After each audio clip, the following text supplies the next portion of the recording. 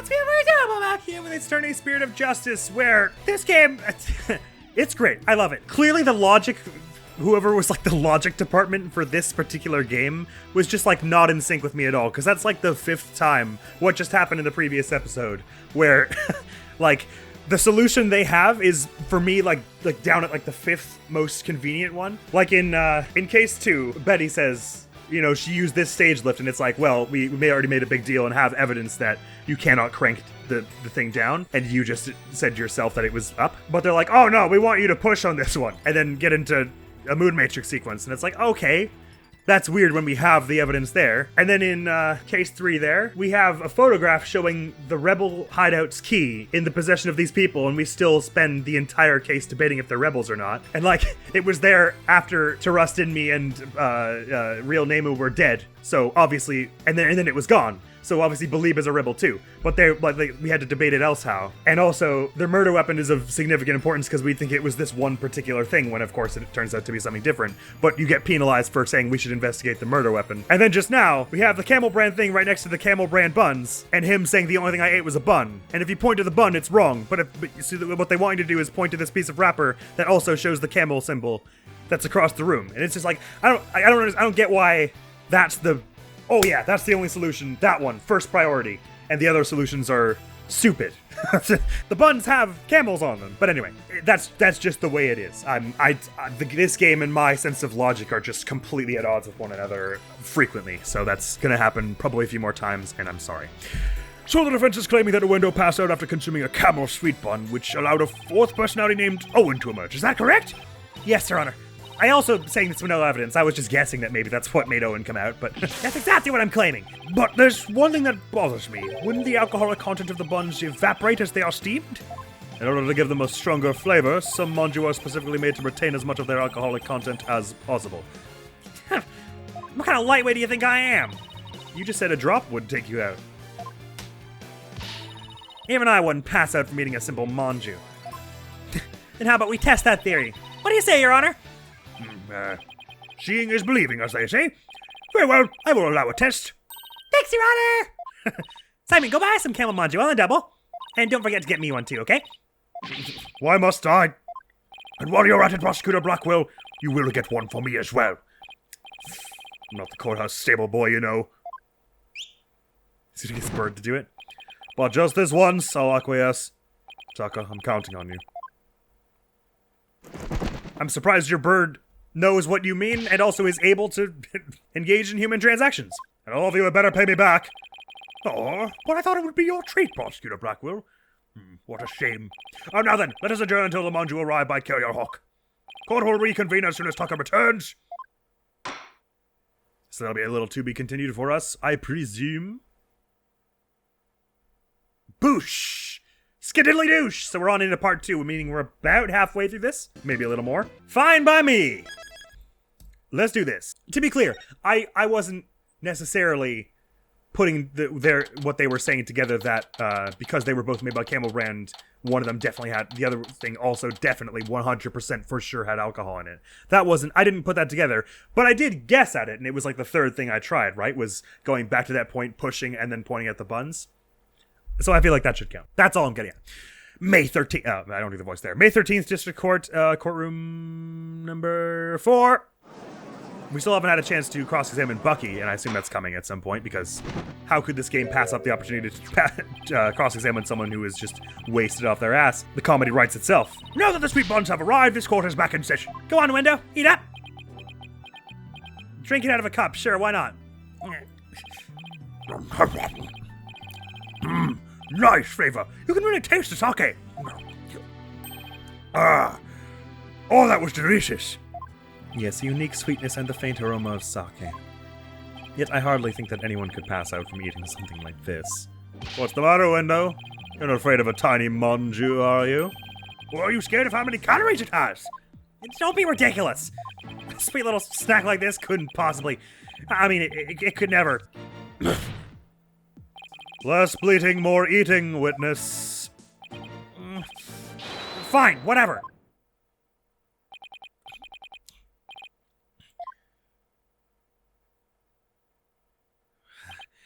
See, I told you, it don't affect me in the slightest. Damn, that's fast acting. We might be a little lightweight, but come on, nobody's that light. Seriously, nobody gets drunk off a little bun. Damn. I hope we had some of those cushions out so they didn't concuss themselves just then.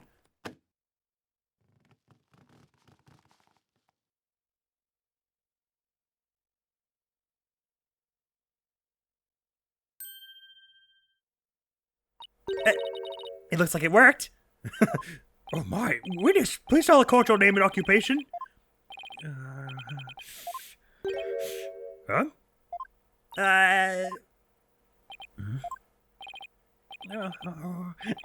My name is Owen. I'm 5. You're 5 years old. Am I in trouble? Please don't yell at me. Oh. So he's the one who's fourth personality? I'd hardly think a child like him could have a motive to murder the victim. And even if he had a motive, could he have actually committed the murder? That's a very good point. Owen does appear to be very timid and weak. It seems the defense was hoping this hidden personality would be the real killer. But now that he is standing here before us, it is clear that none of Windows' personalities can be the killer. But it could be an opportunity for more testimony. Where can I even go from here? No question mark. Shisho. Owen, do you know something about what happened to your master?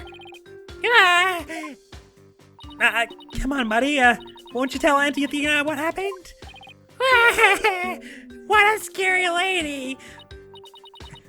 I'm not scary. Look at Auntie's big smile.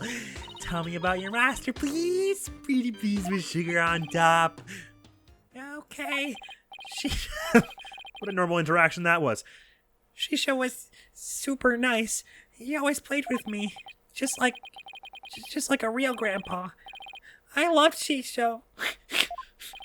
Athena, do you sense anything behind his words? I sense his sadness. Sadness so pure it's heartrending, but no discord. Prosecutor Salamani is right. Owen isn't the killer. Well then, don't you find it odd? Find what odd? Let's review what we've learned so far. Uendo rearranged the Karuchi cards to pin the blame on Bucky. Well, that's because the original message implicated Owen. But Owen's only 5 years old and absolutely adores Master Tornado. Exactly. The other 3 personalities also had no motive for murder. If Owen isn't the true culprit, then the person who first laid out the cards probably wouldn't have been Master Tornado. So then who did it? Defense? Did the appearance of Owen help you figure anything out? Yes, Your Honor. I know now who it was who first laid out the Khura'In cards. But I thought it was the victim, right? No, Your Honor. I don't believe it was. The one who first arranged the Karuchi cards on the table was none other than the true killer. Hang on, I thought we already said that. Because how could Tornado lay the cards out while he was strangled, being suffocated to death? Because we already said, once we figured out the cards had been rearranged, that it couldn't have been Tornado, right? Oh, no, we were still operating on the assumption that Owen Fourth was somehow implicated the real killer, and it was Tornado who did it. Typho Tornado, I mean. Alright, I believe the person who laid out the cards is the very person who killed Typho Tornado! How quickly you move on to a new target when your Owen theory proves false. I'm sorry, which one of us is the big fan of moving on? You Pulkanen. I don't know what a Pulkanen is, but I know I am definitely not one. And before you start with the sermons, why don't you hear me out? Yes, let's hear the defense's reasoning. Please proceed, Miss Cykes. But if you are bluffing, I won't go easy on you. I understand, Your Honor. Now then, please recall the original crime scene. Who did the Karuchi cards name when the scene was discovered? Let's see, I believe they implicated the defendant Bucky Wet. Well, not when it was discovered by Wendo. That's right, but we then found out that the message originally read Owen Fourth. Which implicated the young boy Owen. Exactly, and the person who rearranged the cards was undoubtedly... Alright, let me try that again. Exactly, and the person who rearranged the cards was undoubtedly Wendo. Owen may have kept silent, but we can be sure he already knew his master was dead. His tampering with the crime scene using the TV all but proves it. I confess. I tampered with the crime scene. The reason Window rearranged the Karuta cards and moved the TV was because he saw the Owen 4th message and was convinced Owen had committed the crime. Right on, Prosecutor Blackwell. It would seem that Owen and the other 3 personalities don't share the same memories. But really, there is no 4th personality. It's just the 3 of us in here. It was no fear that Owen had killed Master Tornado, so he tried to hide Owen from us. Well, it turns out Owen is but a 5-year-old child incapable of hurting a fly, let alone his beloved master. So naturally, the culprit must be somebody else. And this somebody else, the true killer, tried to pin the crime on Owen.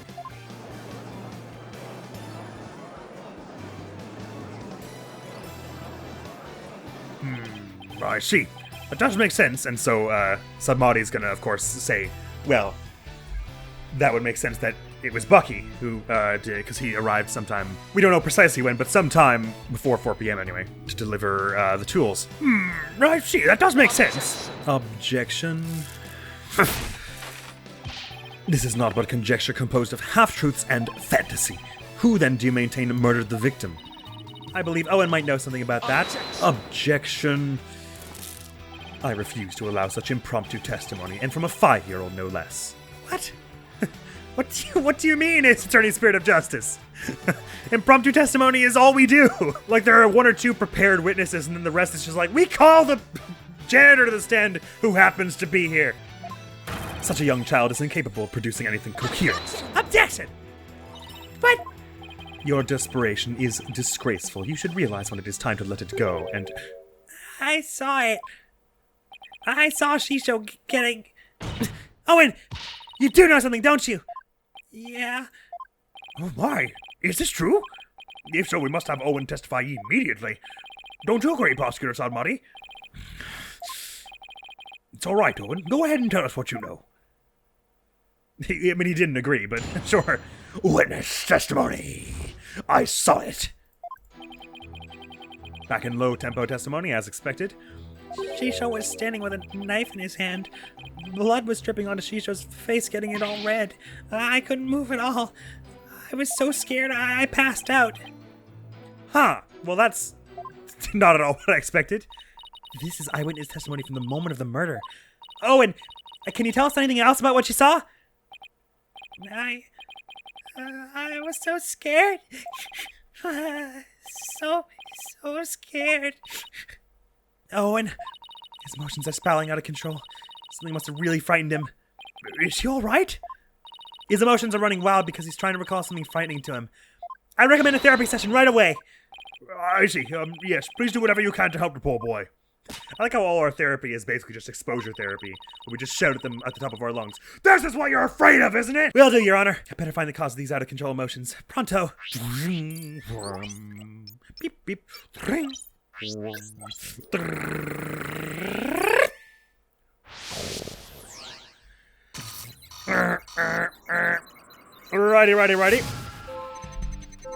Oh, that was the silver knife, right. Shisha was standing there with a knife in his hand. Blood was dripping onto Shisha's face, getting it all red. Could have been the broth, I guess. I couldn't move at all. I was so scared I passed out. So I'm thinking the blood? It is tracked as a separate item here, which is interesting. Because if the knife wasn't bloody, you might assume he was just chopping noodles, right? Got it! Yeah, blood was dripping down onto Shisho's face.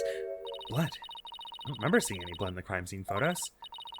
Besides, if the victim is standing upright, how could blood drip down on his face? I think Owen, not unlike myself, assumed that the broth was blood at first. As I expected, all we managed to obtain from this child is a tale he dreamt up. I guess it's a little weird for blood to drip onto the victim's face if he was standing up. Unless it dripped down from the ceiling or something. What do you think, Simon? I don't know. Owen's one confused and upset kid right now, so who knows how accurate his memory is. Maybe it's time for that thing instead. Huh? What thing? That thing that you and your cohorts do. What do they call it? Rotate your thinking about... Oh, you mean turn your thinking around? Yes, whatever. It's the same thing either way. No, it isn't. Who's ever heard of rotating your thinking? I mean, rotate is... Hey, wait a minute. What? You know what, Simon? In this case, I think rotate might just work perfectly after all. So we're saying Owen was upside down or something? Come again? All I have to do is rotate things by 90 degrees. When he saw his master, Owen must have been lying on the floor. Owen must have been lying on the floor when he witnessed his master's murder. What? That's the conclusion I arrived at when I rotated my thinking by 90 degrees, which means that all the visuals in my matrix were off by 90 degrees. And? This means Master Tornado was also lying on the floor, which solves another mystery. And which mystery is that? The mystery of how blood could have been dripping onto the victim's face. It becomes much easier to imagine how that could have happened if he was lying down. Like someone bleeding onto Master Tornado from somewhere up above him. I remember now. Somebody was sitting up on top of Shisho. In what manner? So trying to recall his master's bloody killer is what spooked Owen originally. The blood that stained the victim's face red came from the person sitting on top of him. The victim was holding a knife, so he likely nicked his attacker as he was fighting back. This means his assailant was injured on their face somewhere, likely their forehead, perhaps? How do we know he didn't slash the killer in, like, the chest or something and then the blood dripped onto his face? Assuming the victim and his attacker were face-to-face, then yes. Oh, well, yeah, why are we assuming that? I see. So that is what happened. But if I recall correctly, the accused has a fresh bandage on his forehead, does he not? I mean, it's a very small bandage. Head wounds can bleed a lot, but not the amount we were showing in the footage there. That injury of Mr. Wentz is conclusive evidence that he committed this murder. Yeah, but these two both have, like, all kinds of accessories and stuff that could hide a bloody wound as well. We're still assuming they were face-to-face. Why? It seems you have dug yourself into a pit you cannot crawl out of. No! Even though I figured out the reason for Owen's out-of-control motions, all I did was raise further suspicion against my own client. Let's all calm down until the noise level's at 0, shall we? What do I do now? What's the matter? You aren't thinking of throwing in the towel, are you? But it looks so bad for Bucky. I mean, he both had motive and opportunity. Plus, he has an injury on his forehead. Your Honor, that's not my voice. Your Honor, I sense that the defense is finally ready to let it go and move on. Well, Miss Cykes, I understand that you don't want to give up on your client, but I won't allow you to prolong this trial without a good reason. Well, that lawyer did her best, but all the signs point to the defendant's guilt. Maybe it's time she gave up. She tried everything she could.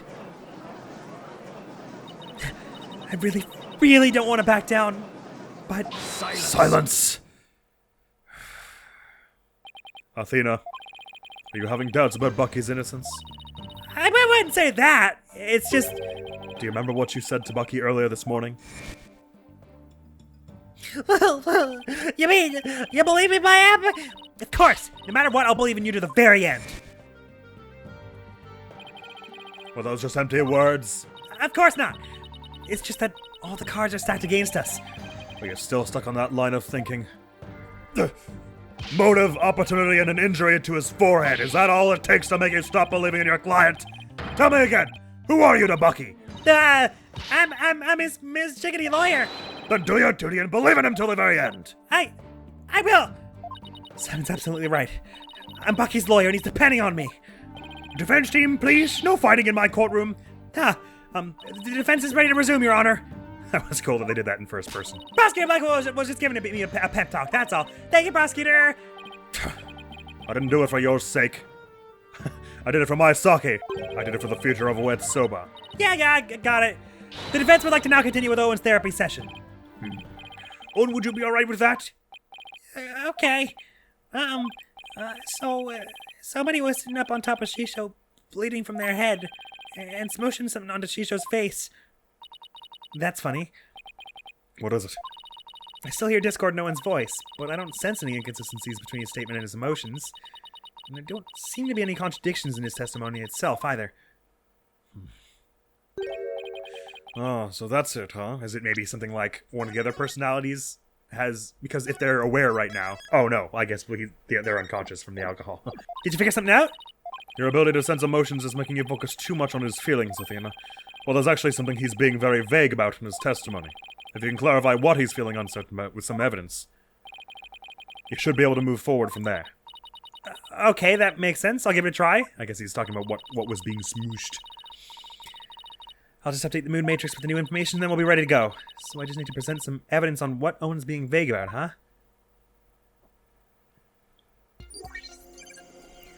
Info update.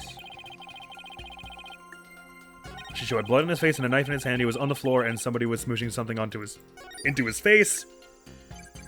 Info update. I couldn't move at all. I was so scared I passed out. So I guess it's this, what was being smooshed onto the face. But I can only present, I cannot push. So I guess I can put the suffocation thing here? Objection! Or not. What do you think, Owen? Does this piece of evidence go against this statement of yours? No. Not at all, lady. Lady? But you're technically older than me. Look, Owen, don't call me lady, okay? Oh no, now the lady's mad at me. Ah! Miss Cykes, please don't make the witness cry. It's not that funny. Okay, so now let's see what Owen is feeling uncertain about. It should manifest as something Owen isn't being specific about. What's the matter? Is this too tough for you? No, I'm thinking. Stop distracting me. I think I can guess what Owen is uncertain about. I just don't know which piece of evidence will pull the info I need to the surface. Yeah, me neither. I can't solve this with a rigid thought process. Try kneading your mind as well. Kneading my mind? It's not soba dough, you know? Looks like if you learned a thing or two about making soba, at least. You think? I've only been hearing about it all day today. Well, even with that tiny bit of knowledge, you ought to be able to find your answer. So it's something about soba? That's Simon. He's figured something out again, hasn't he? And what does the soba making process have to do with what Owen is unsure about? You got me. He was pushing dough onto his face? I don't know. I don't even have any evidence that says dough. Maybe it's in the photograph. You can't smother someone with a deed, right? Objection. It's something in the photograph, I guess, but which thing is anyone's guess? Let's put a name to the thing Owen's uncertain of, shall we? By identifying the murder weapon that was used to suffocate the victim. Fortunately for us, I spy the murder weapon right here in this crime scene photo.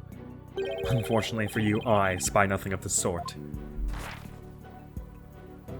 And the police did not spy anything of the sort during their investigation either. Pray tell, where is this murder weapon you see? You don't see it because it no longer looks the way it did when it was used as the weapon. So like the noodles, I guess, when they were dough, is what we're getting at? This is what the killer pressed into Master Tornado's face. That's the best I got. Take that! The mystery person that Owen saw pressed soba into the victim's face, thereby suffocating him. I grow weary of your tasteless jokes. How could anyone commit murder with soft, delicate soba? The noodles would instantly fall apart if they were pressed into someone's face. Yes, I agree. Did you not hear me when I said it no longer looks like it did then? Well, I disagree. There is a way the soba could have been used to suffocate the victim. What? You will explain your theory at once, Miss Cykes. To kill Master Tornado, the culprit must have smothered him with uncut soba dough. The culprit must have used the soba before it was cut into noodles. In other words, the murder weapon was raw soba dough. What?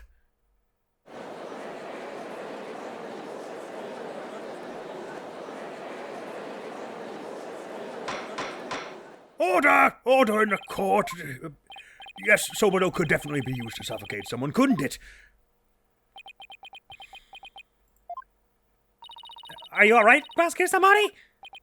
I was just letting the soul of the victim know that the accused will finally face justice thanks to the foolish lawyer before me. I think she read some discord in your heart just then. Some emotional panic as you realized that was a reasonable conclusion. Huh? What are you talking about? Allow me to summarize your statements. As the accused was killing the victim, he was slashed in the face by the victim's knife. The weapon he used to suffocate the victim with was the dough in the dressing room. He then disposed of the murder weapon by cutting the soba dough into noodles. Why, you smarmy!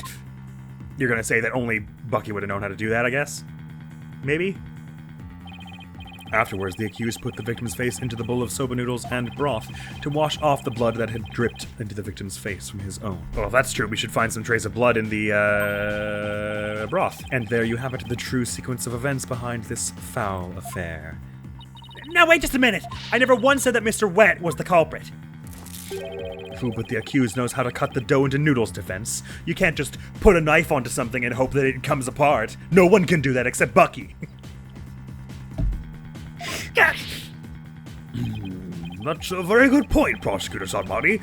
I heard that cutting soba dough into uniform noodles requires considerable training. Well, but he had one portion of uncooked noodles already. Didn't they say that? I don't think I have it in evidence here, but they said at some point that prior to the murder, he had a portion of one portion of uncooked noodles left. So presumably this person, you didn't have to know how to cook the things because you could have just chopped up the dough and, thrown it away, or, turned it into dumplings and given it to a dog or something, and then just cooked the noodles that were in the fridge, right?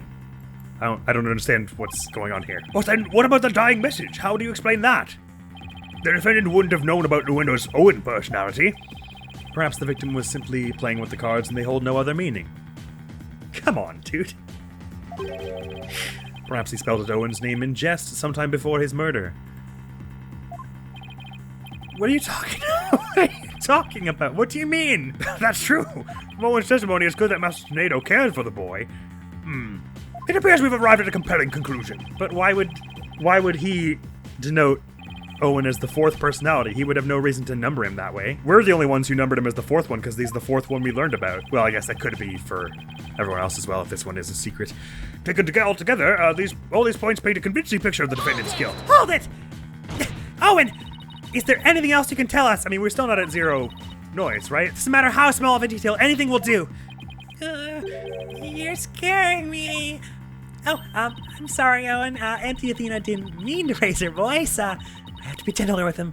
I can't forget he's only 5 years old. No need to be scared, okay, sweetie? Just tell us anything you can remember. Well, when I woke up, the person who killed Shisho was standing over me, bleeding from their head. Owen, you saw the killer's face? Oops, I did it again.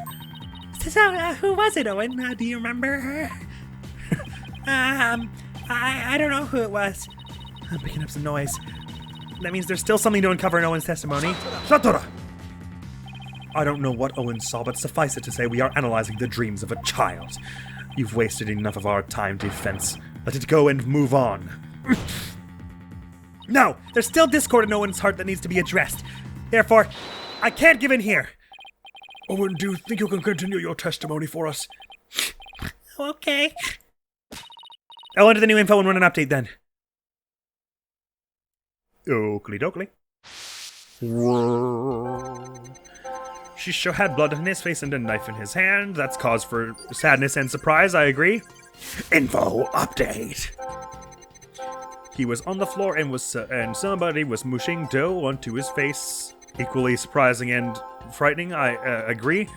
I couldn't move at all. I was so scared I passed out, except all these emotions go down at that point. That seems weird. Got it! Or not.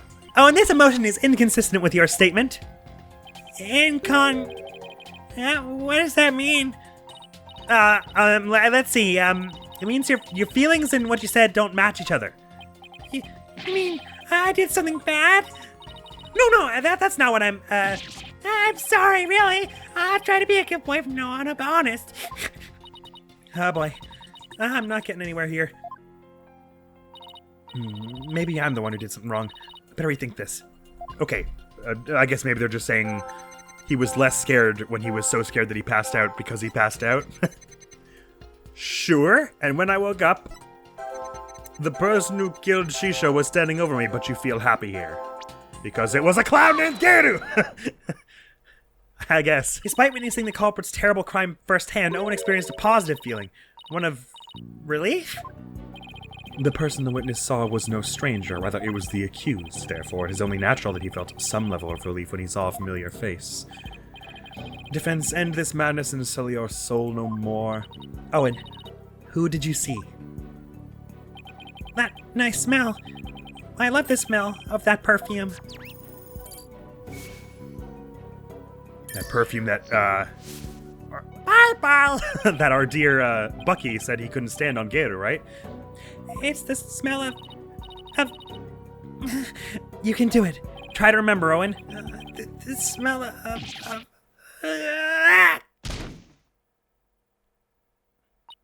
Owen!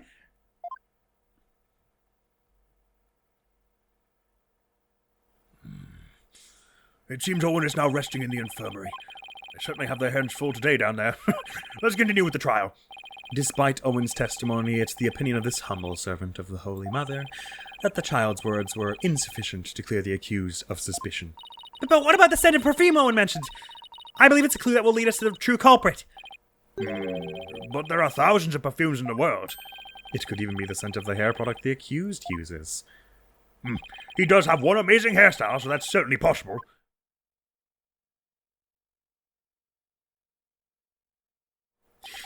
The witness is a 5-year-old boy. He cannot tell the difference between conventional perfumes and hair products. I mean, I probably wouldn't be able to either. Why couldn't you have gone for just a crew cut or something, Bucky? What's more, the only person who can cut soba noodles with such precision is the accused and no other. Oh man, how am I supposed to argue with that? And so the person Owen saw at the scene of the crime can only be the accused, Bucky Wet. Who's holding it here? Huh? What the? Hold it! Hey! I never use hair products or anything with a smell. If I wear something like that, the smell is getting this soba. Boom! Take it! Yeah! Woo! Get some! Eat noodles! Mr. Wet, aren't you supposed to be, resting in the infirmary? Well, whatever. You think my soba stink of perfume? Try not to sell the soba for yourself and see.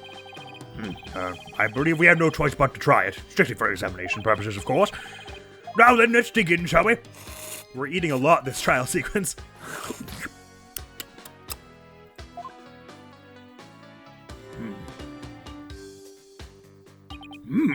That was delightful. I'm satisfied that there are no traces of hair products or perfumes in Mr. Wet's soba. First, sweet bean buns and now savory soba. What a delectable trial this has been. This texture is different from the soba I had the other day. It reminds me of a dish we have in Khura'In called banupoon. What do you think, Miss Tickety? My soba's pretty good, isn't it? It's delicious. Don't you think so, Simon? It still pales in comparison to his late father's cuisine. Simon, why you always gotta be so hard on me? But Edith, take the defendant back to the infirmary at once for some rest. Rest?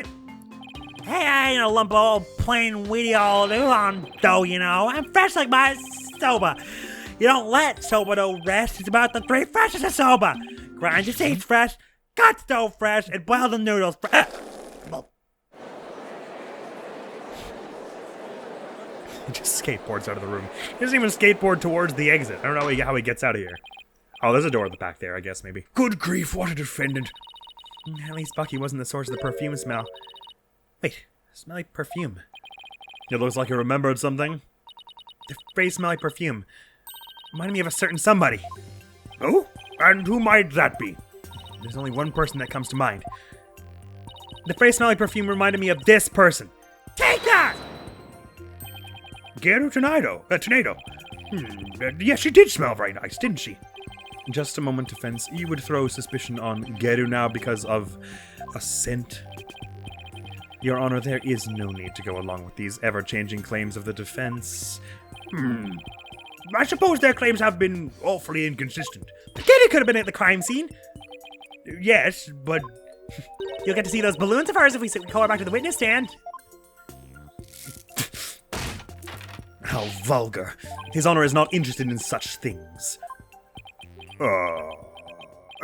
Setting the matter of her balloons aside entirely, I do believe it is appropriate to ask Geru some questions given the circumstances. This has nothing to do with her balloons, of course. Thank you, Your Honor! This is just a very, very horny case. There's a considerable amount of loins talk and a considerable amount of balloons talk. Oh boy, this is gonna hurt. Thank you for calling this disciple of the Tornado School of Rokugo back for an encore. It's me, the balloon artist you all know and love, Geru Tornado! 1, 2, balloon! Ow. What wonderful balloon artistry. Your Honor, please. Now then, what would you like me to make for you this time? Actually, I called you back for more testimony. Put talk down! This case has left me completely deflated! What? You didn't find that funny? Anyway, what exactly is going on, Simon? It seems the person who murdered Master Tornado was wearing perfume. And you were the only person I could think of who wears perfume. Wait, you mean I'm a suspect now? Gator, you knew about Owen, right? Well, yes, I often play with him at Shisha's request. So that means you could have left that fake dying message, right? What? Just because I wear perfume and know Owen, you think I'm a murderer? Oh, how could you? The witness is absolutely right, with no evidence but the distorted memories of a small child. It is outrageous of the defense to accuse this woman. That's right! You don't even have any proof! You may step down from the stand, Gator. The defense does not have one scrap of evidence that connects you to the crime. Wait just 1 minute! I mean, I have proof, but Owen's testimony is still... I'm starting to think that maybe where this is leading up is the dumplings that she en masse decided to get rid of, or what she did with the uncooked dough. I wonder if that'll be our go into Athena's mind at the end of this case sequence. I may not have any proof, but Owen's testimony is still... Enough. Please feel free to leave, Gator. But I'm so close. There must be something I can do. Well, if the prosecutor says it's okay, then I guess I'll be going now. Silence. Hi, Garu. You're an entertainer, aren't you? Once you go on stage, it's your duty to complete your performance, is it not? So what are you doing leaving halfway through?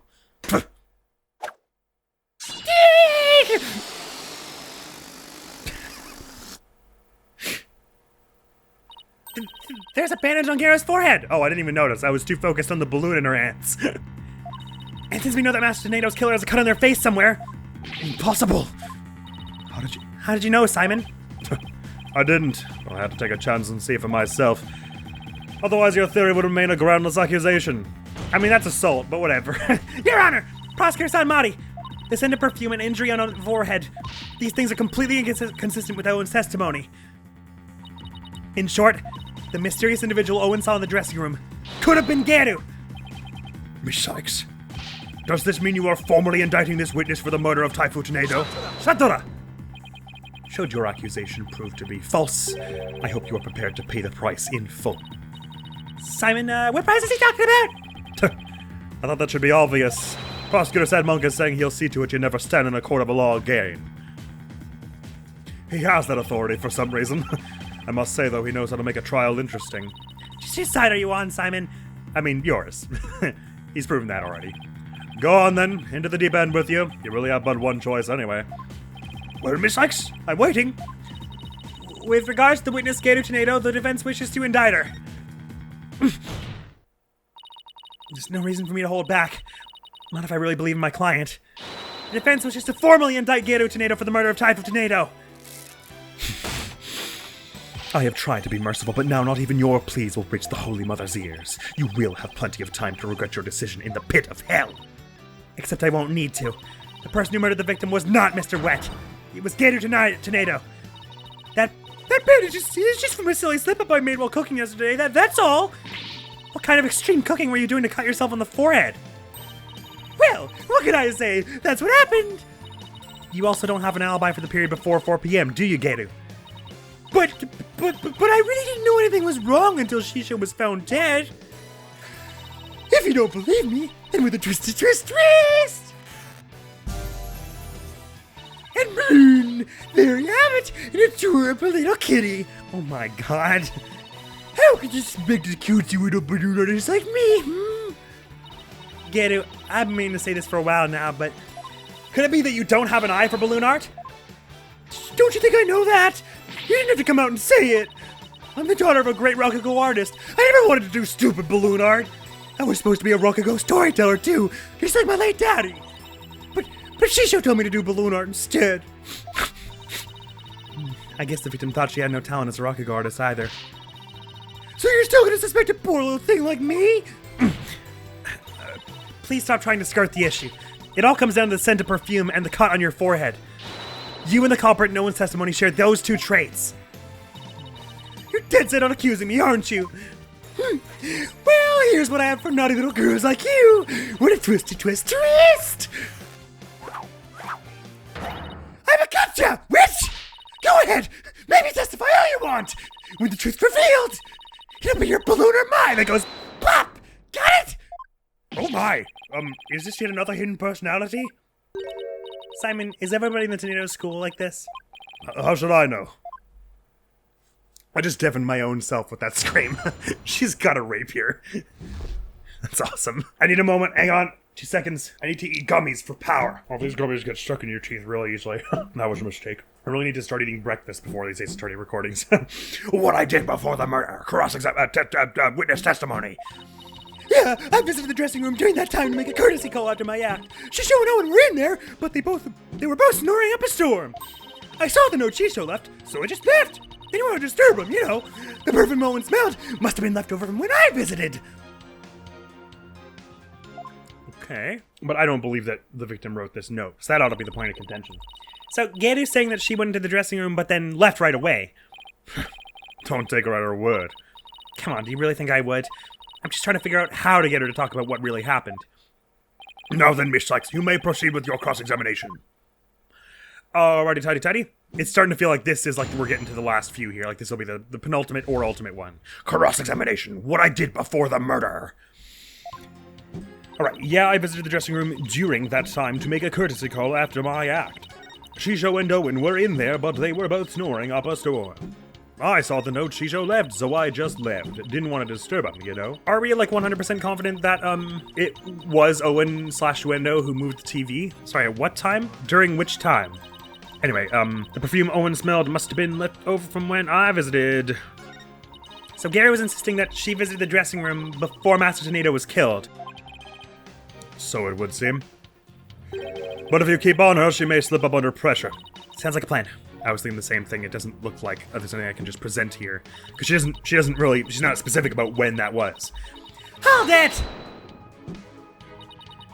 A courtesy call after your performance, huh? Oh, so when was that? That was the first one. Like, makes some amount of sense because that was when Wendo was on stage. Come to think of it, Wendo mentioned making the same kind of visit. Yeah, a visit to your master before and after your routine. That's just common courtesy with us rocking artists and entertainers. So that means you paid the victim a courtesy call before your performance too, right? What did you see at that time? He was having a drink and getting himself into a festive mood. I like to say that drinking gave him a silver tongue. So he was already drinking by then? Wendo wasn't there in the dressing room yet at that time.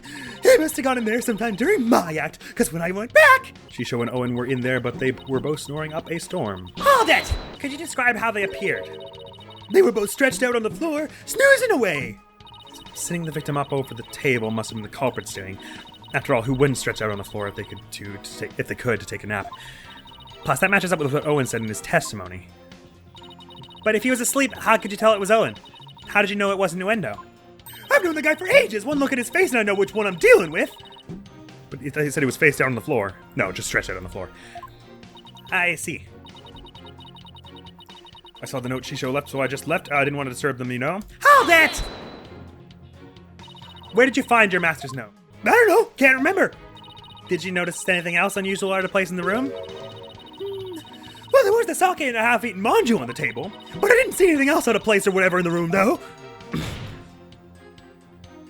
Oh, is that a fact? Because you should have seen... Wait, hold on. You, Shisho, and Owen, all three of you performers were there after your act? Or am I misreading what you're saying? Of course it is. What do you think? And you didn't change anything around while you were in there? I didn't do anything. Look, I'm telling you, I didn't see anything funny near Shisho, and I didn't touch anything in the room. Your boldness, I request that Geru's last statement be added to her testimony. Simon, what's a statement like that going to do for us? Just play along and you'll see soon enough. I mean, is there like a rule that the co-counsel can't, like, tell you what they're thinking? I have no problem with adding that to your testimony, but how about you, Miss Cykes? I have no problem with it either, Your Honor. What is Simon thinking? May as well push on 8 as well, I suppose. I didn't see anything funny near Shisho, and I didn't touch anything in the room. I didn't see anything funny. I guess you would have seen the cards if he was there playing with Owen, and that's what you were saying earlier. Hold it! So I just want to confirm. You didn't see anything at all unusual or out of place anywhere around the victim. I already told you, nothing. And you didn't touch anything at all in the dressing room. How many times I gotta say it? No one didn't touch anything. Wait, but then is she saying she didn't see what Uendo immediately saw when he checked the victim's body? Does that mean it wasn't there yet at that time? Oh, hold on. I guess there was something. What is it? The sober making equipment was already there in the room. That means Bucky must have been in there in the dressing room before me doing something. Thanks for the non-help. Actually, that does help, because if Bucky was already there and you didn't see the cards, it means you put them there. Well, a new statement has been added, but she's still sticking to her guns. She said she didn't see anything unusual in the dressing room. But that strikes me as a little strange on its own. Really? Why? If Master Tornado really is the one who left that, you'd think Geru would have noticed it. If Master Tornado wasn't the one who left it, then we must ask who did. You know what I'm getting at, don't you, Athena? I think so. I really appreciate Simon's help, but I've got to come up with the answer myself this time. So it sounds like we can just put the cards there. I didn't see anything funny. I didn't touch anything. Objection! Geru, you said that you didn't notice anything odd or unusual near your master, but you also said you didn't touch anything in the dressing room. That's right. What about it? Then I wonder who left that dying message with the Khura'In cards. What are you going on about? If it had been an ad to him and that Bucky. Sorry, but that's not possible, because only 3 people knew of Uendo's personalities. Uendo, your master, and you. If Bucky had left that... if Bucky had left that Khura'In message, he wouldn't have spelled out Owen. He would have spelled out Uendo. What it boils down to is this. As a member of the Tornado School, you, Geru Tornado, are the only one who could have left that dying message. And as the person who left that message, it's clear that you are Master Tornado's killer! Will you ever quit your yapping? Objection. You are like wretches clinging to the spider thread of salvation. Allow me to cut that holy thread from the heavens and bring you back down to earth. Would you quit butting in whenever things start to go my way? No, it's my job. Punk. Silence, child. Playtime is over. What did you just say? As the witness stated, she went into the dressing room and soon came back out again. But the victim's note was not the only reason she left with such haste. There was another reason that compelled Geru to leave at once. Geru, would you please relate said reason to the court? There was a reason why Geru had to leave the dressing room? Well, I didn't want to show you this, but I guess I got no choice. Keep your eyes peeled, cause here it comes!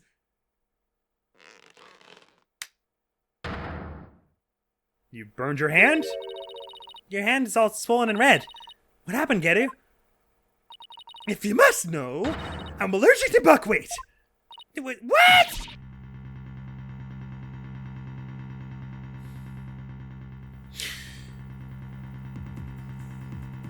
Allergic reactions to buckwheat can vary, though they're usually on the severe side. Why would you have had your gloves off then? And if you didn't touch anything, how did you get it all over? What? I'm so confused. With Typhoon Tornado making soba noodles in his dressing room, Geru is lucky to still be alive, considering all the soba flour that was swirling in the air. Oh. Well, if it was swirling in the air, then surely your hand wouldn't be the only thing affected. Good thing I left pretty quick. I managed to escape with just a mild reaction. But I touched Shisho as he was being carried away, and look what it did to my poor hands. It must have been soba broth on his clothes or something. If I'd inhaled any of that soba flour, I'd had a seizure and it'd have been good night, Geru. I never could have stayed in that dressing room for very long. Ah, okay, that makes some sense. A person allergic to buckwheat couldn't be in the room with soba flour in the air, and certainly couldn't use soba dough as a murder weapon either. This isn't good. You knew it would come to this, didn't you? That's why you never mentioned her allergy. As if I would do anything so underhanded. I was simply trying to protect the privacy of this witness. I'm sick of all these accusations. Why don't I just testify and get it all out in the open, yeah? Please, that's what I want. Witness testimony. Geru's buckwheat allergy. If I come into the slightest contact with buckwheat, I get an allergic reaction. And with that much soba flour in the air, that room could have literally killed me. Look at my hand.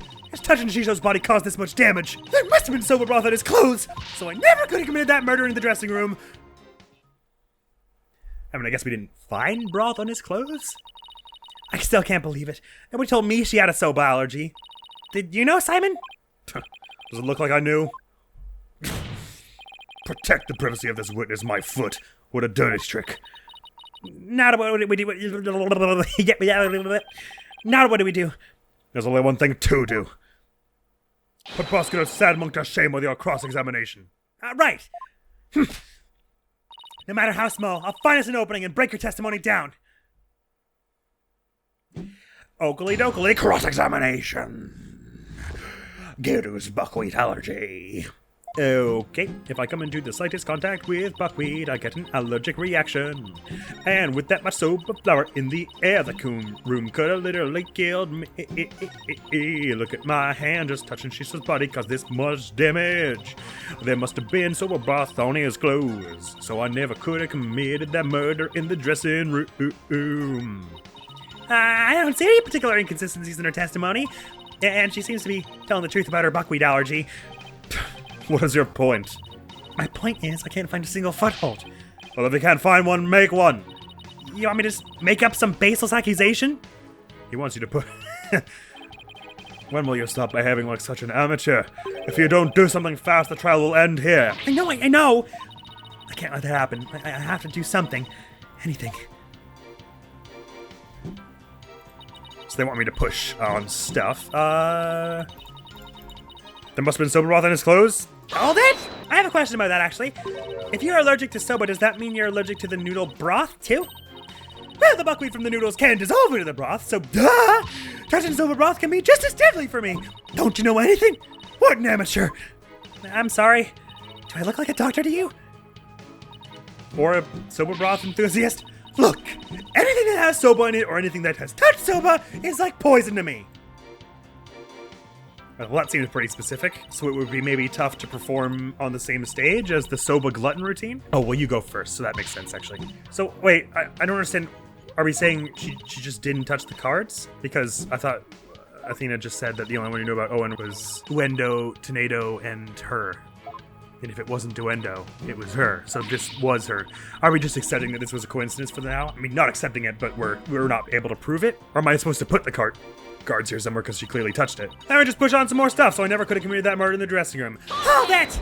So, I just want to cover all my bases, but, could the murder have possibly occurred somewhere other than the dressing room? Objection. That is out of the question. By even asking, you show your complete disregard for all we have discussed until now. Yes, I have to agree that events can't go around suggesting new premises without basis. Unfortunately for you, Shisho didn't take a single step from his dressing room around the time of the murder. Well, that is unfortunate for everyone. I have the slightest contact with buckwheat, I get an allergic reaction. Hold that!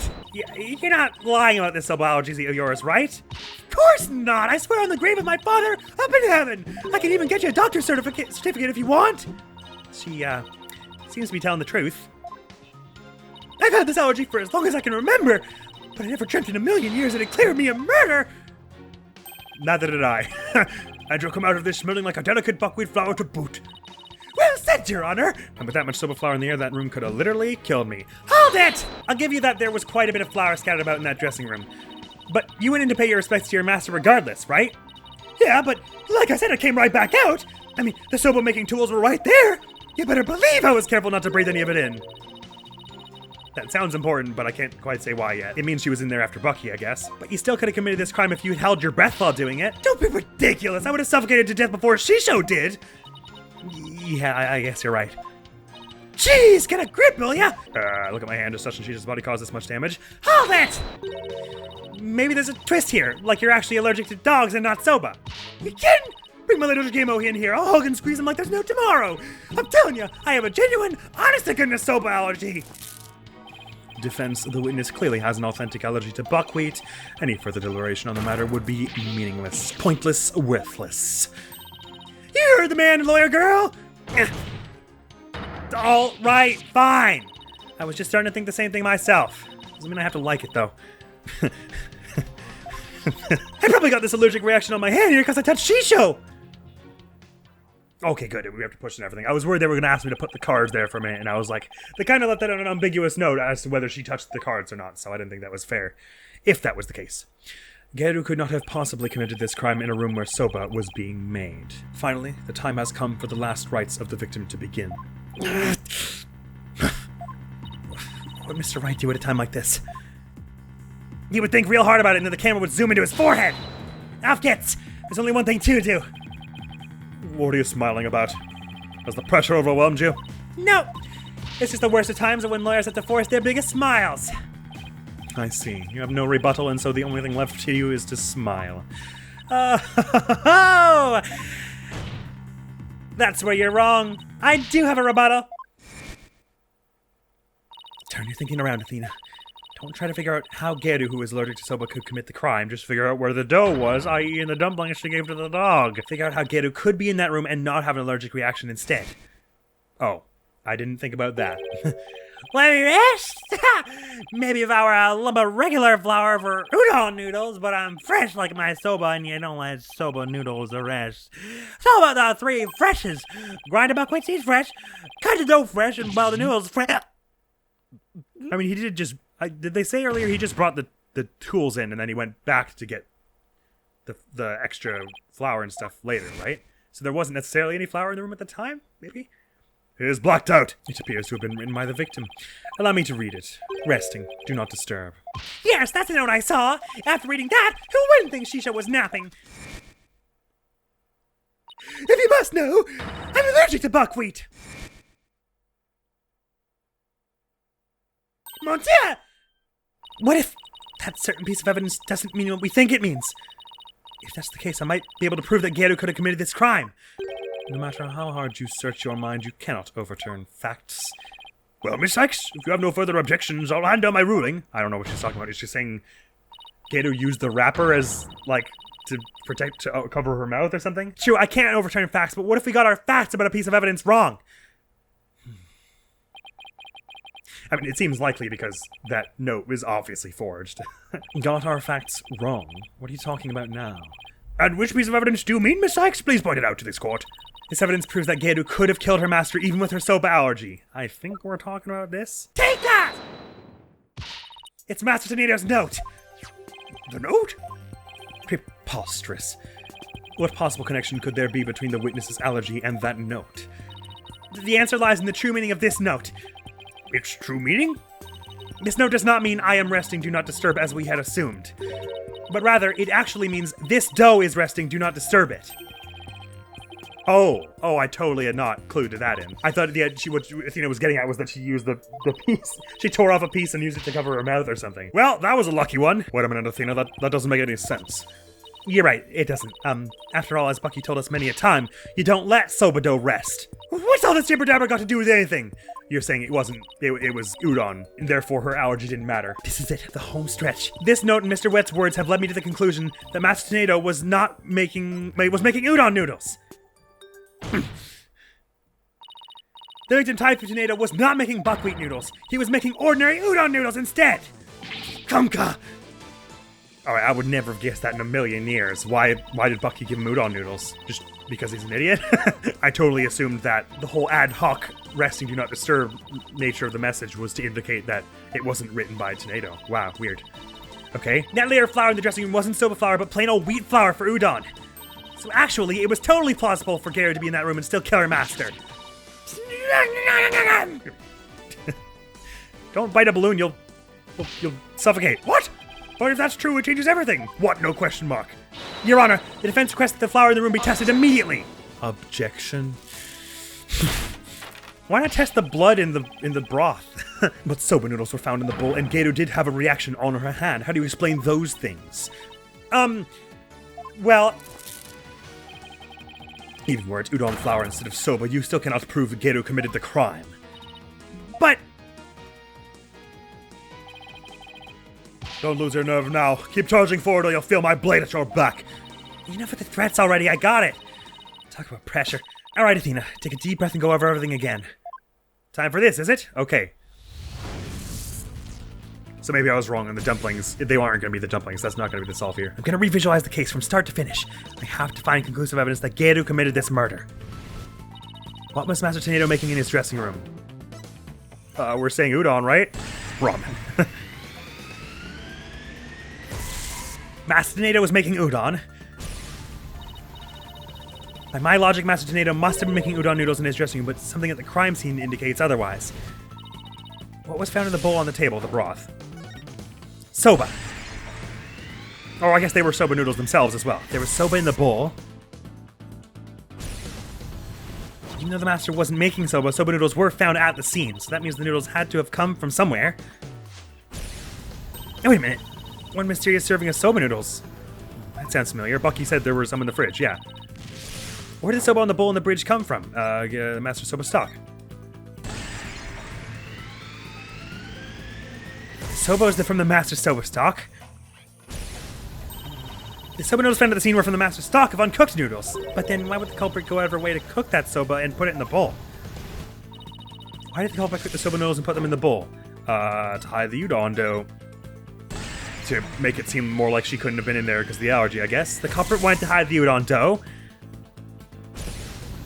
The soba was found at the scene, so that means the culprit must have taken the udon with her to hide it. Dumplings. Okay, here we go. But why did the culprit take the udon away and hide it? It must have been because she killed him with the udon dough, I guess, yeah. Because she would have been able to touch that pretty easily.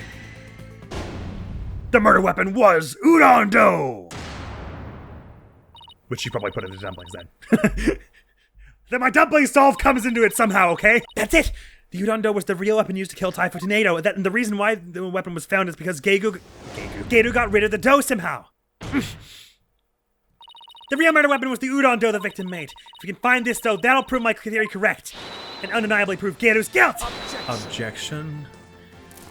Even if we could find this dough, what makes you think that it would prove she is the one? Well, it would have her, maybe traces of her DNA on it, and probably his too. Please recall Owen's eyewitness testimony, Prosecutor Samadi. If the injury on Gedu's forehead was caused by the victim's knife, then Gedu's blood must have dripped down onto the dough used as the murder weapon. That would make the dough pretty conclusive evidence, wouldn't you agree? But where is this conclusive evidence? In the dumplings under the ground! Let us hear your theory on where this murder weapon is. Well, it's... If I can't find the answer in the evidence I have on hand, we'll lose this trial. So how did Gedu get rid of the udon dough? Think, Athena, what do I have that points to suspicious behavior on Gedu's part? Now then, Miss Cykes, let's hear your answer. Where is the real murder weapon hidden? Nice barking you did there. I assume you have the bite to back it up? Ha, nice dog joke. Stop distracting me, especially not right now. This piece of evidence can point us to the location of the hidden murder weapon. That was actually a cute and subtle way to point to the dog. Take that! Gedu! What is it? I'm just an innocent girl. I don't know anything about a murder.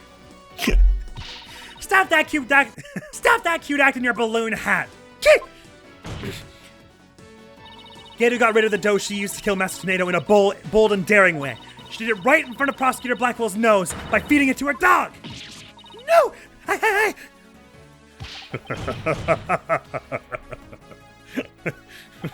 Of course. Now it all makes sense. I was puzzled as to why Gedu, who should have known her dog's own eating habits, would feed Urga'id more than he could possibly finish. I don't know why she wouldn't just, throw it in the ocean. Or, bury it somewhere away from the crime scene, but I guess she didn't have time. But then she had time to make them into dumplings. Your Honor, please order an investigation of the yard right now! It's still a cool way to hide the murder weapon. And what should the police be at the theater be looking for exactly? Urga'id must have buried his leftover dumplings somewhere around his doghouse. Dumplings that Gedu made out of the udon dough with her blood on it. This is preposterous. I want to thank you, Simon. If you hadn't kept me going, I might have given up along the way. What are you blathering on about? You still have work to do. Now, by your hand, finish this wretched case off, Athena. You got it! I just bit my lip really hard when I did that. Gedu, do you remember what you said would happen when the truth is finally revealed? When the truth's revealed, it'll be your balloon or mine that goes pop! Got it? Well, now the truth is out. It looks to me like... It's your balloon that goes pop!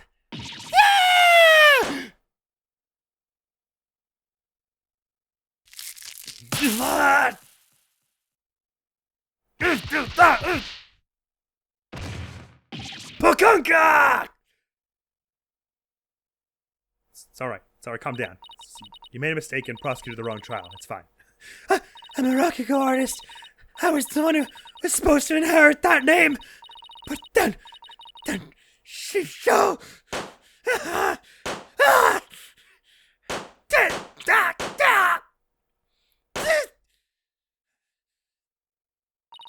Why are my balloons bursting?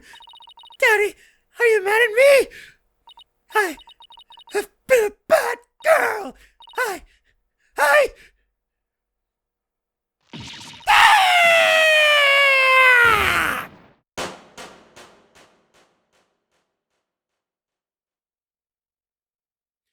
Who could have seen that one coming?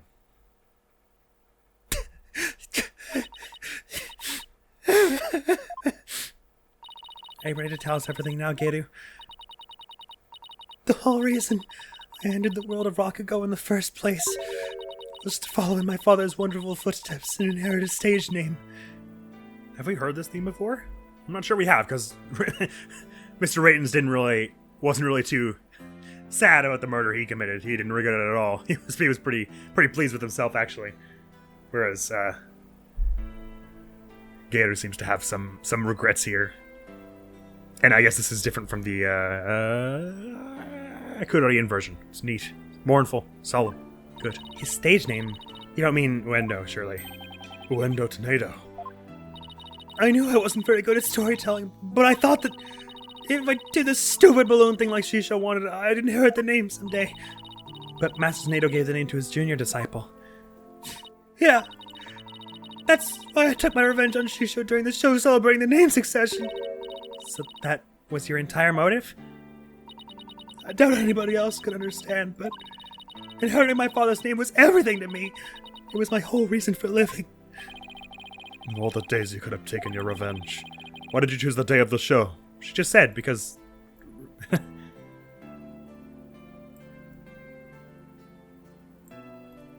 she was jealous about the name succession, so she took it out on the show during the name succession. Because I wanted to pay Uendo back for stealing what was rightfully mine. I wanted to pin the blame on him. I wanted to pin the blame on him at the show where all the Tornado fans were gathered. But then Uendo tried to shift the blame onto Bucky Wet, and now we know the whole story. There's just one more thing I want to know. Did you know Master Tornado was making udon in his dressing room yesterday? No, I didn't. When I saw the soap-making tools, I was worried about my allergy. But it was my only chance to get my revenge on the two of them, so I went ahead and did it. So it was a premeditated crime, but in the end you only went through with it on impulse. Then, the allergic reaction on your hand... Is it from touching the soba in the refrigerator with your bare hands? When you were tampering with the crime scene after your master's death? Yeah. I wouldn't just wear gloves. By that time, I wasn't clear-headed enough to worry about my allergy. Oh, okay, fair enough.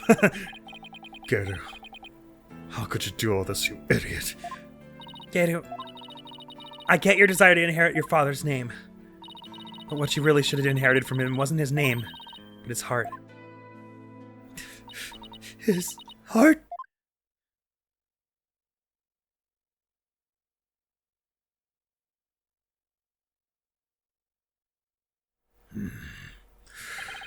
Do you have anything to add, Prosecutor Salmati? Any objections? No, Your Honor. Miss Athena, Cykes. Yes? That's the first time he's used my name. I shall be sure to remember your name. Really? It seems he finally recognizes you as a proper adversary. Thanks! That's all I asked, Prosecutor Salmati. It looks like there are no further objections. Bailiff, please bring in the defendant. Oh, he's so sobered up slightly, it seems. Ah, good, it seems you have made a full recovery. Now then, this court finds the defendant, Bucky Wet, not guilty. Don't ask why the camera jerks a little bit every time that happens. Well done, Bucky. Good job. Did he testify at all during that? I can't remember all of a sudden. Yay! Once again, a really, really solid case logic-wise. There were just like one or two things where I'm like, why did they choose to do it like that? But I wasn't. I was like only 60% on the ball in terms of actually solving things. I had a lot of stuff wrong. Like, I assumed the note was forged. I assumed Owen was Uendo's name before the succession, so on and so forth. This court is adjourned! That was such a fun case. Oh my god. All the characters, all the visual gags. Uendo going up on like the a million cushions. Gator's dumb balloon art. And I know I'm not one to talk, but goddamn was this case ever so horny. May 13th, 11:55 a.m. District Court, Defendant Lobby number 6. Congratulations, Bucky. I'm so glad you were found innocent. Thanks for everything, Miss Chickadee. But it still sucks that you were accused of a crime you didn't commit. Did Uendo have it out for you or something? I don't think so. Uendo said it was a spur-of-the-moment idea when he got the idea. When he saw the Soba-themed. Anyway. Simon, where have you been? I stopped in at Uendo's questioning. Only you, Bucky, could get framed for a crime on a whim. No way! I almost got convicted out of convenience! Well, at least you've been completely cleared of all charges, so... Buck up, Bucky! On a more important note, what I really want to know is... why did Master Tornado let Gato inherit her father's name? Well, what do you mean on a more important note, Miss Chickadee? Don't be such a wet blanket. Just go with the flow. Come on. You think the Master was trying to encourage her to quit the entertainment business? Nah, that's not it. He didn't give the name to her because he wanted Gato to find her own calling in life. To perform whatever she wanted without being bound by her father's name or Rakugo. Making udon was his way of showing his support for her in her new endeavor. So that's why he called you to the theater, huh? To teach him how to make udon? A more roundabout way I've never seen, but that's Master Tornado for you. So this entire incident happened because of a misunderstanding. How sad. By the way, Gato wasn't the only person Master Tornado was trying to cheer on. Even though the person in question still seems unaware of the Master's intentions. What? You talking about me? Come on, no way. All that old man ever did was criticize my soba. It's not true, Bucky. There must be a way to make Bucky see just how much Master Tornado cared about him. Yeah, about that. Oh, well, the deed, I guess. We haven't used it for anything else, also. Take that! Whoa, my voice totally broke there. Take that! I think maybe there's no more take that's going to come out of me today. Take that! There we go, that's a little better. Take a good luck, Bucky. Whose name is on there as the holder of this title deed? It's still in my name. Master Tornado was just up to one of his tricks when he said he stole the shop from you. He was trying to force you to grow into a truly capable owner in your father's stead. He probably used some tough love on you so that the shop wouldn't just go belly up. I see. I never knew. Oh, Master Tornado, I'm so sorry. Keep working hard, Bucky, and pay him back by living up to his expectations. Okay. Thanks, Tommy. And you too, Miss Chickadee. One day, my soba's gonna be so good it'll knock that old man's socks clean off. After all, I'm the 4th generation owner of wet soba. Wet noodle number 4. Well, I better be getting back to my shop. I gotta get ready for the lunch rush. Hold on. Can I place an order for... My voice, sorry. Hold on. Can I place an order for delivery, Bucky? Yes, Miss Chickadee. Could you deliver a bowl of udon to Gato on behalf of her master? Yeah! You got it! I'll make sure it's got all the TLC Master Tornado would have packed in it too. Thank you. Well, see ya! Be sure to drop by the shop sometime. I will. And I'll bring the whole agency with me. Do us all proud, Bucky. Is she allowed to have noodles delivered to her in prison? I'll have the best soba in town waiting for you when you come. Peace out!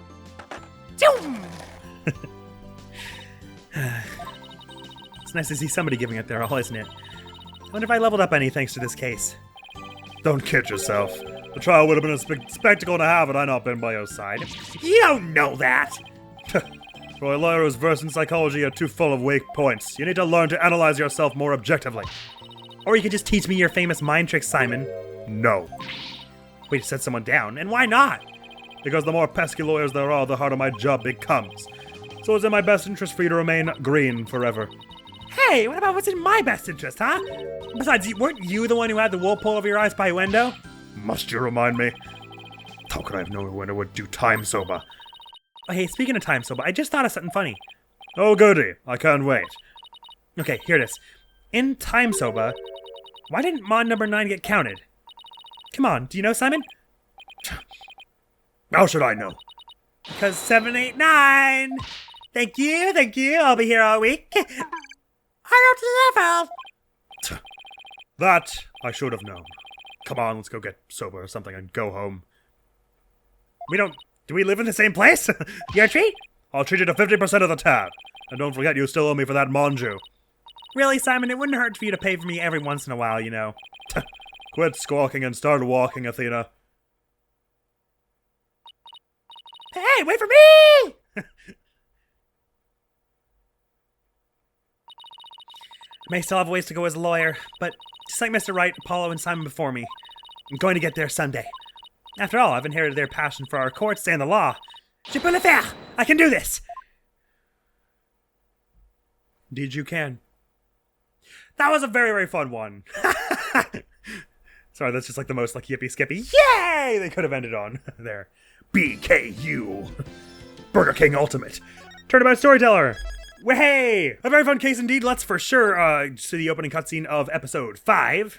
Turnabout Revolution. That sounds pretty important. Is this going to be the final case, do you think? Could be. It's usually 5 or 6, right? Or somewhere from 4 to 6. Has it ever been 6? It's been 6 one of those times. Anyway, 5 is usually common, so I wouldn't be surprised if this was our final case. And Revolution sounds like we're back in Khura'In, and the Defiant Dragons are going to be deeply involved. Although Athena has been referred to as a courtroom revolutionaire before. I kind of wish, like, I feel like she kind of got her footing in Dual Destiny, so I sort of wish they hadn't had Blackwell, like, baby her so much in this one. Not that it wasn't cool to have him on the bench, but just, like, it feels to me a little bit like they regressed her character progression from Dual Destinies to this one just for the sake of getting Blackwell on the bench, which I guess is fine because it was pretty cool. But anyway, continue the next episode. Episode 5, Turnabout Revolution. How does it open, my friends? How does it open?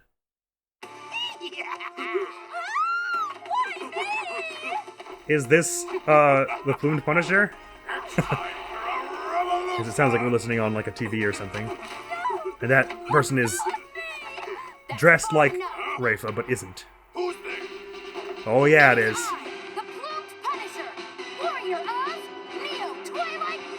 Enough posing. Get to the murder. Uh-oh.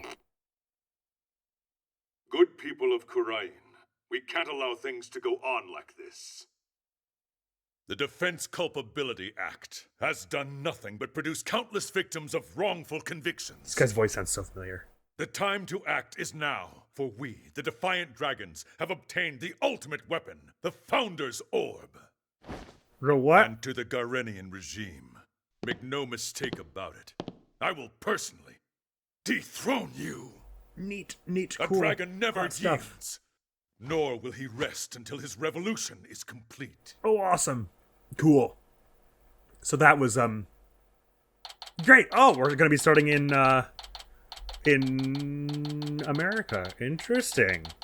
I mean, I figured Apollo and Athena would have to go to Khura'In by the end. Are we gonna be playing as them the whole time? There's been exceedingly little Apollo in this one, considering this is the part of the Apollo Justice trilogy. So it wouldn't be especially surprising.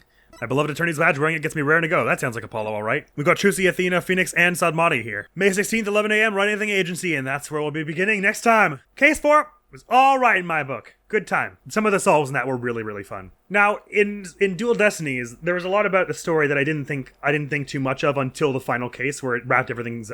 it brought things to a head in a really, like, engaging and dramatic and satisfying way, I felt. So I'm kind of expecting that to happen here. A lot of the stuff where I'm like, why is Sadmati like this? What is Apollo's heritage, maybe having been the kid of Dirk, have to do with anything? Like, why do I care? How could the revolution possibly come to a head through legal means, if that's what we're going to be operating under? And I feel like all that's going to kind of come to a head in Spirit of Justice. We're playing Spirit of Justice. Yes, good job, me. In the case 5 here, Turnabout Revolution. So I'm quite happy to get into it. My voice is so tired. That is all for now. Thank you so very much for coming around. Next week on the channel is going to be some more Wii Sports. You know, some thought I had earlier. Dual Destinies and this game both have had some sequences that are like really extended, miserable portions in terms of like just like it's so moody and depressing, all of what's going on. I've been told that that's why they put the Noodles case in here, because just to like ease off things a bit, and I think it was worth doing. I might have even put it a bit earlier, to be honest, because like those first 3 cases were just so freaking sad. And Sadmati is just like vicious through it, all of them. There's like no hint of he even thinks he's doing the right thing or anything. He's just like threatening people with death and like banishment to hell forever all the time. And it's like really, really upsetting. And something that's given me an appreciation for was just how well Justice for All balanced tragedy with comedy. Not that these games haven't been doing it at all, like 5 and 6, but I feel like 2 did it a lot better. I had Justice for All rated pretty low. At the end of Ace Attorney 5, I gave like my rankings for it. I think Justice for All ended up at the bottom, didn't it? I also replayed a little bit of Justice for All the other day just because I was I trying to get footage or something? I can't remember what I was doing it for, but I was messing out and I replayed one of the cases and it held up a lot better than I remembered. So I, in a roundabout way is what I'm getting at is that Ace Attorney 5 and 6 have given me a lot more appreciation for Justice for All in the way it balanced horrific tragedy and gut-busting humor. So it'd probably be closer to like the middle of my list by the end of this game. I'm not sure. Anyway, thank you so very much for coming around. Hopefully I'll see you around. I'm gonna be out of here now. Peace! This time, I like put up a really hard and considerable fight. I had to like really wrestle it away from them. And it was considered worse. Like the tennis, you could, as long as you played a good game, if you lost, it was still kind of whatever. Anyway.